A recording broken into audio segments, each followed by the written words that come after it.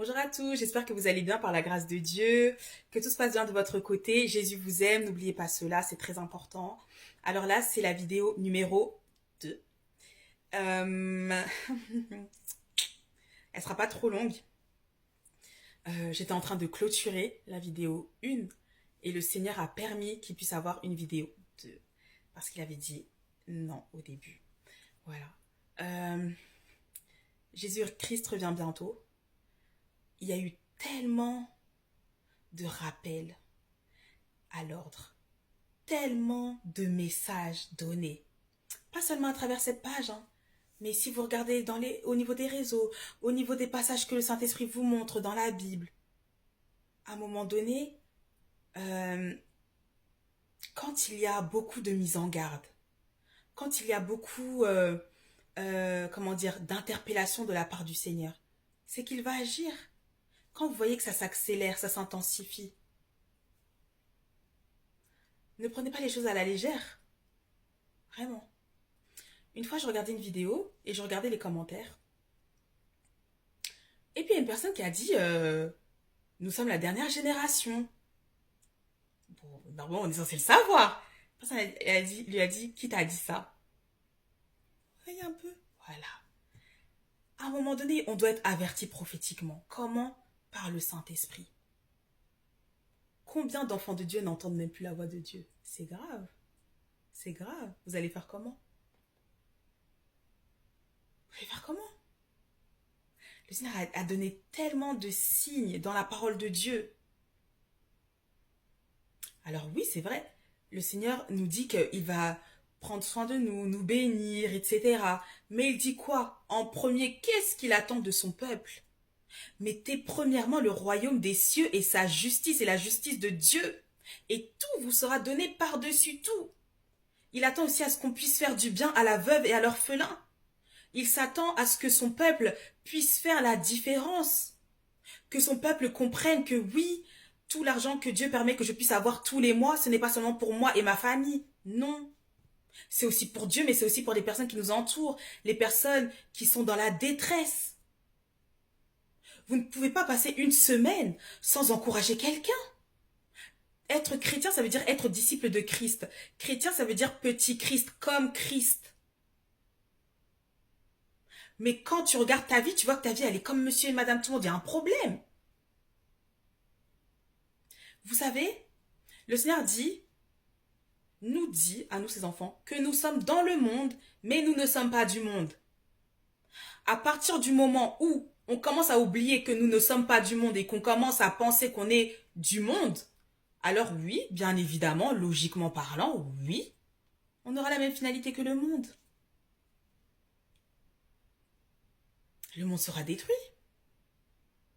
La dernière fois, je suis tombée sur la série La Bible. La série La Bible. Euh, euh, elle est vraiment au top. Elle passait à l'époque sur la 6 et moi j'avais mis ça de côté sur ma playlist sur Prime Video et j'avais mis ça de côté. Mais à aucun moment j'avais fait le lien avec la Bible là, que j'avais regardée depuis il y a longtemps avec le Seigneur au moment du Covid. Et moi, j'étais beaucoup aussi focus sur la série AD, donc c'était la suite. La série La Bible, c'était l'Ancien Testament.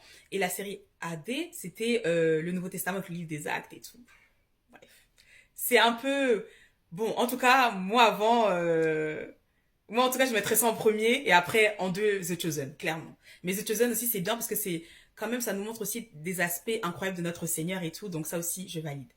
Mais je regardais et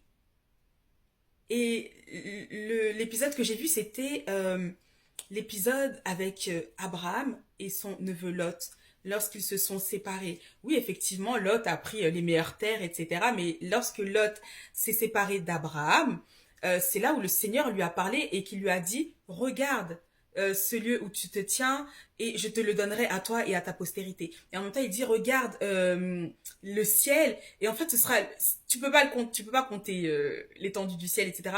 Pour dire qu'il fera de lui une grande nation, le père de toutes les nations. Et que, non, bref, j'abuse, que de nombreuses nations sortiront de lui.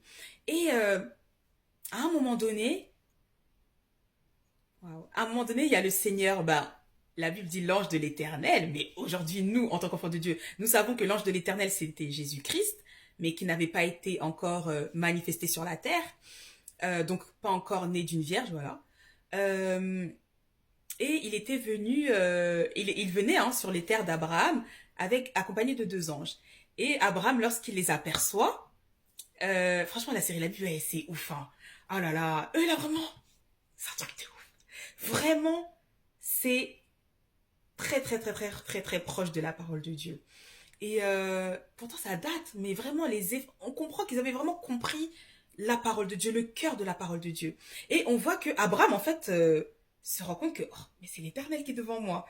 Bref, il précipite toute sa maison pour dire oui, faites à manger, du fromage, du pain, etc. Il demande, il insiste et il dit Seigneur, si j'ai trouvé grâce à tes yeux, reste un temps et pour que je puisse te donner un repas, laver tes pieds, etc. Et après, bah, et quand il y a des rencontres avec le Seigneur, incroyable, qu'est-ce qui se passe? Bah, il nous parle, il nous dit ce qu'il va faire dans nos vies. Et il lui dit, voilà, que il aura un fils. Et eux, lui, pensaient que c'était... Enfin, bref, depuis le début, ils pensaient que... Au début, ils pensaient que ce serait son serviteur. Ensuite, avec l'histoire là de Sarah, Agar, la servante, bon, bref, ils ont eu Ismaël, voilà. Mais Ismaël, fils d'Agar, lui, c'était fils de l'esclave. Donc, non, c'est pas lui l'enfant de la promesse. Et donc là, le Seigneur lui disait, non, tu auras vraiment un fils. Et donc, Sarah aura un fils. Et Sarah, quand elle a entendu la nouvelle, elle a rigolé.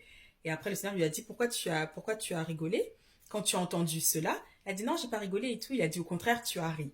Et c'est la raison pour laquelle il lui a dit, tu appelleras ton fils Isaac. Gloire à Dieu. Et alors qu'ils étaient sur le départ, le Seigneur se demandait, vais-je cacher à Abraham ce que j'ai l'intention de faire à Sodome et Gomorrhe? Mais puisque Abraham était l'ami de Dieu, non, le Seigneur il nous dit les choses. Et donc il lui dit, voilà, j'ai entendu vraiment des cris provenant de cette ville, et je vais voir vraiment, est-ce que cela est justifié ou pas, et si c'est vraiment justifié, je vais vraiment détruire la ville.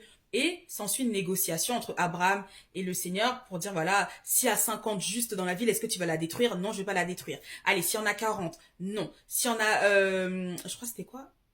10, je sais jamais. Je crois que c'est 10, mais je suis pas sûre. Ah ouais, c'était 10. Je pense que c'était 10. Il a dit non, s'il y a 10 justes dans la ville, je ne détruirai pas la ville. Les amis, il n'y en avait même pas 10 dans cette ville. Tellement ils étaient dans le péché et tout, bref. Et, euh, et à un moment donné, on avance, il faut lire vos Bibles. Hein. À un moment donné, voilà, ils arrivent vraiment dans la ville et ils regardent et tout. Très vite, ils se rendent compte que vraiment la ville, dans le péché total et tout, abomination, bref. Et à un moment donné, le Seigneur dit à Lot et à sa famille, parce que effectivement Lot était injuste dans la famille, mais ils n'étaient pas beaucoup. Il y avait Lot, sa femme et ses deux filles. Et à un moment donné, le Seigneur dit, donc le Seigneur lui dit, quittez la ville parce que l'Éternel va vraiment détruire cette ville-là à cause de toutes les abominations qui se passent dans cette ville. Mais il y avait eu une seule consigne. La consigne, c'était de ne pas se retourner.